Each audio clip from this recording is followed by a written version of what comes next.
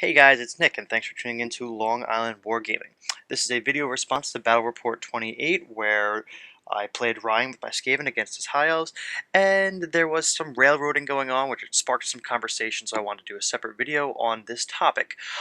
And it's no surprise, I am a Skaven player, so I do use my Hellpit Abomination and my Doom Wheel, but there are other units in the Warhammer game that use random moves, so we're going to be not necessarily discussing about those two, and since I do use random move often, I'm going to be unbiased and as objective as possible, because this video is really meant to educate you guys and myself on railroading, why it's done, how it's done, does it work, does it not work.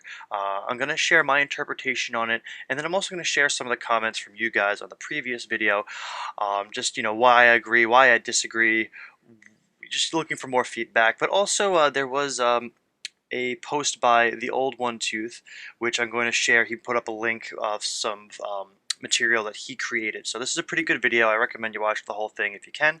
And great, let's jump into it. Alright, so for demonstration purposes, we will say this is a Doom Wheel or a Hellpit Abomination or a Snotling Pump Wagon or something random move, okay? And then of course we have our forward arc for line of sight if it needs it. And then for demonstration purposes also, we're going to show this is a 15-degree pivot, a 30-degree pivot, a 45-degree pivot, and then a 90-degree pivot. Alright, so I'm going to go ahead and label railroading as a strategy. I know that was up for debate in the last video. Some people said it was, some people said it wasn't, but it's an art of planning or directing overall military operations and movements in a war or battle. So we will go ahead and say it's a strategy. So how is railroading used? Let's say this Hellpit Abomination here it's about to do his random move, but there is this eagle that is perfectly 1 inch away from him that follows the rule in the rulebook that says, whilst moving, a unit is not allowed to approach closer than 1 inch to another unit, friend or foe, or impassable terrain. And that is page 12 of the rulebook. So you can see he's going to have to go straight, or that's going to be the argument at least. And then you can see in this image right here, I've got a Doom Wheel, and he's got two eagles, great eagles, on each side, so he's railroaded. He has to go forward. He cannot pivot because his pivot would bring him 1 inch closer to either eagle. And then some may argue that railroading can be used, or a form of railroading, to a siege weapon like this lightning cannon, not allowing him to pivot to pick a target. And that is also open to interpretation or debate. For a clearer explanation, you can see here we've got our Hellpit Abomination, but if he wants to make a little turn to the right so he can go after some chaff or a unit that he wants to go fight, he can't by this 1 inch rule because his move, his little pivot, as you can see here with the different degree turns, will either touch him or it will allow him to become 1 inch closer to the Great Eagle. Now, let's say he wanted to go left. Well, maybe we can pull it off a little bit and he can move out. But let's go ahead and say there's two eagles, and right now they're out of line of sight of his front arc, and they can be a little bit further back. Or the position doesn't matter because the railroading is going to be forcing him to go forward without a pivot during his move phase. Let's take a step back and look at that rule for 1 inch. Now, the book says right off the bat, this rule is purely for clarity. Now, it's not made as a rule to inhibit moving or prevent you from being able to move or become too close to an enemy. I mean, it's really just to show you, are they in combat or are they not in combat? And more often than not, I've seen it where somebody charges in, and now we've got two units engaged in combat, and the charging unit is now within 1 inch of another unit that they're not engaged with. So it's something that, I mean, is followed almost 100% of the time, but sometimes you could see it, not be used. And for me personally, I don't care. Maximize the amount of guys you get in. If you come in less than a unit from another less than an inch from a different unit, not a big deal to me. To poke some holes in this 1 inch rule that I think some people take way too seriously, I like to jump to page 74, where it says, if the random move brings the unit within 1 inch of a friendly unit or impassable terrain, it stops immediately and cannot move further during that movement phase. Now, let's also ignore any rules that a Hellpit Abomination or, say, a Snot Wagon would use when hitting a friendly unit. Let's just throw those out the window for now. So let's say this Hellpit Abomination gets stuck next to some slaves in combat with some Dark Elf Spearmen that are going to be going there for a while. It's going to be a multiple turn combat.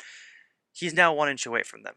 Or let's say you accidentally march too far and your Hell Pit Abomination rolls a 17 and he gets stuck next to this building. He is perfectly 1 inch away, flush against, so he's parallel to the building.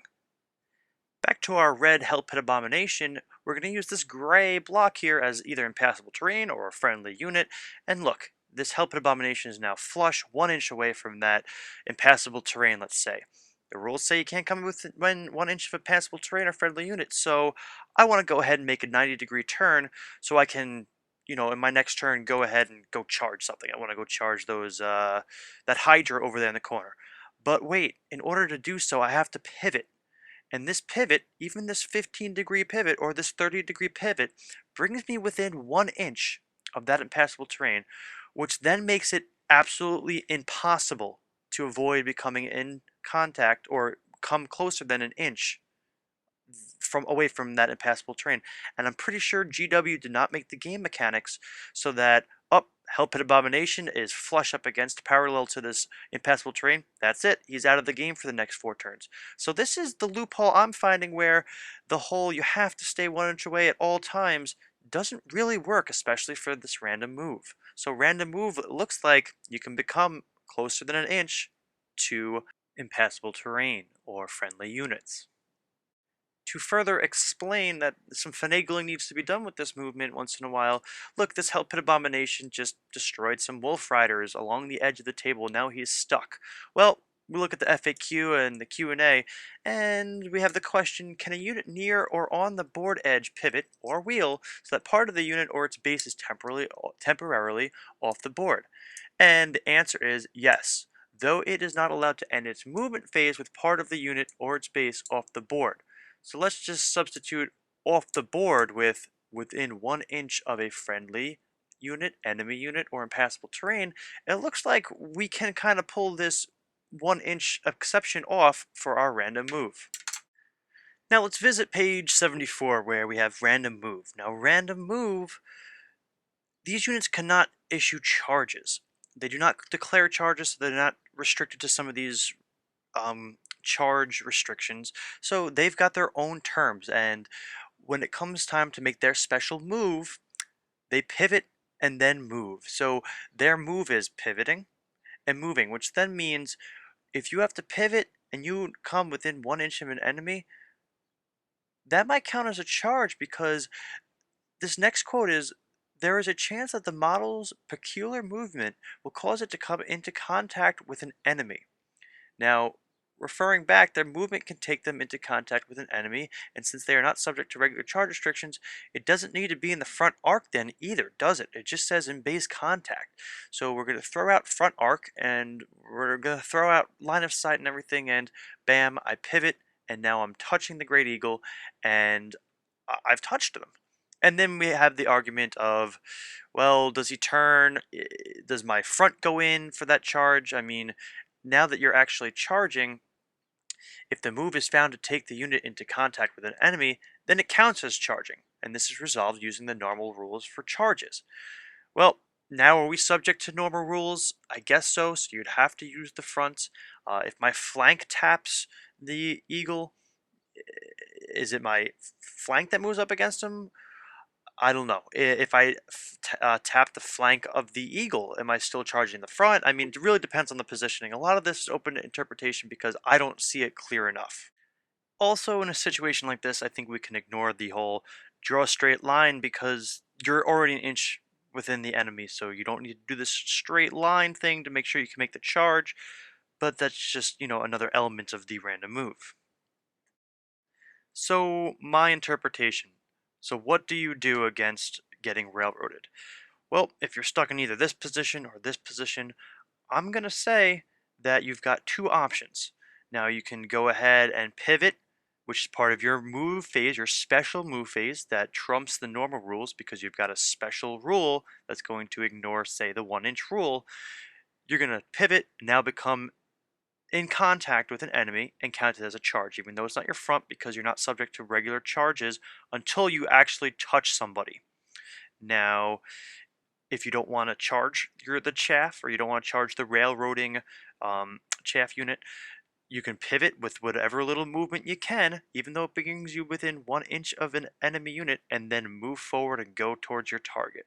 And I'm okay with this because, like the flush up against the impassable terrain, you gotta pivot and become within 1 inch to the impassable terrain or the friendly unit to move, and or being able to pivot and be off the table edge for a little bit and then be able to move, as long as you're not ending your unit's move within an enemy unit of 1 inch. Now it's your turn. So the first one I'm going to show you is the old one tooth, and this is a subscriber or a viewer that shared this with me, and I'll have a link below for it. And this is his breakdown. So let's take a look quickly. If you click on the link or annotation, we'll open another window so you can read along.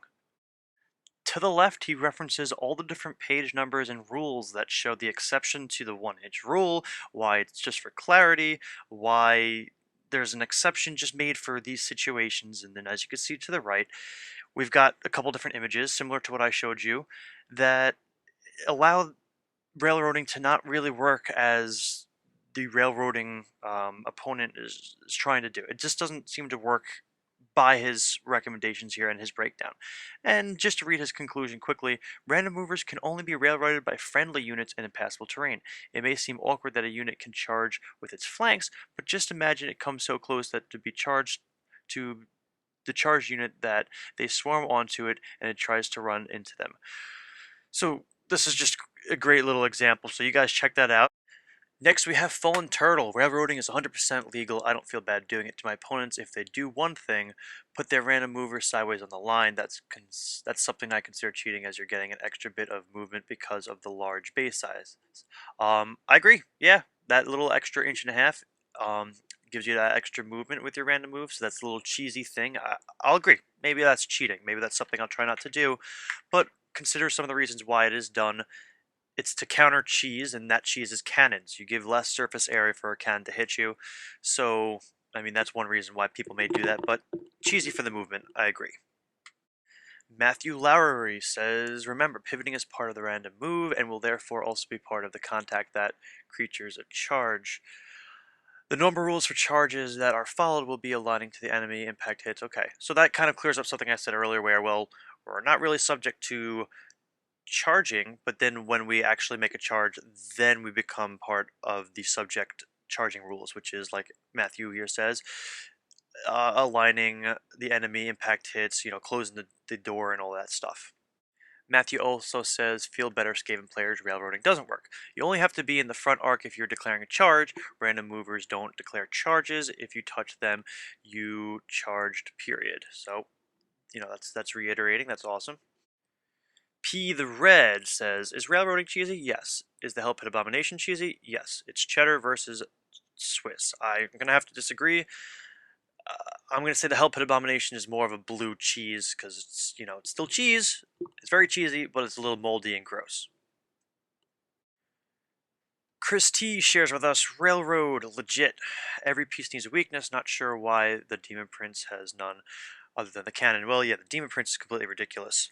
But, yeah, I mean, railroading in the sense of this video, after coming up with my opinions, railroading is essentially going to be tying up the unit, forcing you to charge the chaff, and limiting your pivot. You no longer have a 360 pivot, you have a small 15-degree pivot that really limits what direction you can go. Malorian chairs, I wish they redid War Machines and put them on a square base and made a pivot a regular move. So put them all on a square base. Yeah, that works. I think a circle base would be even better because then you could pivot and not worry about anything touching it. But War Machines in general are just very unclear. Some are on different sized bases and you don't use your crew anymore. They're just wound counters. So, but yeah, some clarity with the War Machines would help, especially with railroading, especially with like a lightning cannon where the base is so big. Land of Mert shares, seems the meta is going so heavy on chaff lately, and I like it. I mean, I am a 7th edition enthusiast. I like 7th edition better than 8th edition. Still play 8th edition, not a big deal. But I like the smaller units. I find it more interesting, and there's more strategy to it. That's just my preference. But yeah, no, I'm great. I love the chaff idea. I know redirecting is a weird thing to think of in real life when troops get down on the field in an actual battle. But yeah, Tom Dudley says something similar where the chaff doesn't really make sense in an actual warfare like situation, but it's part of the game. However, I do have to disagree a little bit with the railroading to the point where it's completely stopping your movement where you're stuck going straight. I mean, with redirectors, yeah, okay, we've got some wolf riders in front of us or some giant rats, but you could still roll your swift reform and move a different direction to get where you want to go to if you want to not deal with the redirectors. Um, that's just my opinion. Baki T comes in peace and he shares with us that he disagrees with me saying that it's cheating or he thinks that's unfair. I maybe it was a harsh way for me to maybe it was harsh for me to say it was cheating, but I strongly dislike it, and it is kind of cheesy. Just like a couple comments before saying deploying your random move sideways on the front line and then pivoting and getting an extra couple inches move is cheating too. So that's kind of how I feel. It's just not fair or fun or just loopholes that take away from the game. And then back to Old One Tooth, essentially the special rule of pivot takes precedence over the regular move rules and the 1 inch rule. So, um, uh, yep.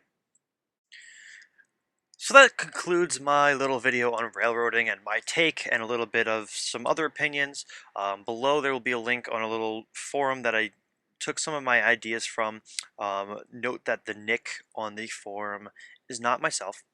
And then again, the link below for the Old One Tooth's little diagram, which is great. It's worth maybe even printing out and keeping around with you when you go to your games. Yeah, that's just my take, and I mean, people are going to disagree with me, and feel free to put it below, and we'll debate about it. So, great. Thanks for watching, guys, and see you in the next video.